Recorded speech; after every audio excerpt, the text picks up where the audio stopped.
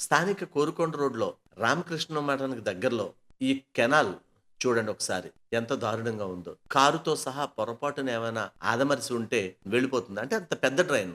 ఇది సుమారు ఏడాది కాలంగా ఇలాగే ఉందని స్థానికులు చెప్పుకొస్తున్నారు. కొంతలో కొంత అదృష్టం ఏమిటంటే ఆ చిన్న బ్లాక్ అది అక్కడ ఉండడం వల్ల కొంతవరకు ప్రమాదాలు జరగడం లేదు. కానీ ఆదమరిచి ఉంటే డైరెక్ట్‌గా కారు ఇన్నోవాతో సహా ఏదైనా సరే కాలువలోకి వెళ్ళిపోవాల్సిందే. మరి దీనిపై అధికారులు ఏమైనా చర్యలు తీసుకుంటారా? తీసుకోరా? ఏదైనా ప్రమాదం జరిగితేనే చర్యలు తీసుకుంటారా? అంటే వాళ్ళకి ఏదైనా ప్రమాదం జరిగే వరకు వెయిట్ చేస్తారు కదా మన అధికారులు. తక్షణమే ఈ యొక్క డ్రైనేజీ నిర్మాణం చేస్తారా లేదా అనేది పక్కన పెడితే కనీసం సెక్యూరిటీ బ్లాక్స్ ఏర్పాటు చేయాలని ప్రజలు కోరుతున్నారు. దయచేసి గమనించండి. ఒక ముఖ్య మనవి, మేం ప్రసారం చేసే నిర్లక్ష్యం కార్యక్రమం ఏ ఒక్కరిని అవమానపరచాలని గాని తక్కువ చేయాలని గాని మా ఉద్దేశం కాదు. కేవలం రాజమండ్రి నగరం బాగుండాలని మా ఈ నిర్లక్ష్యం కార్యక్రమం ముఖ్య ఉద్దేశం.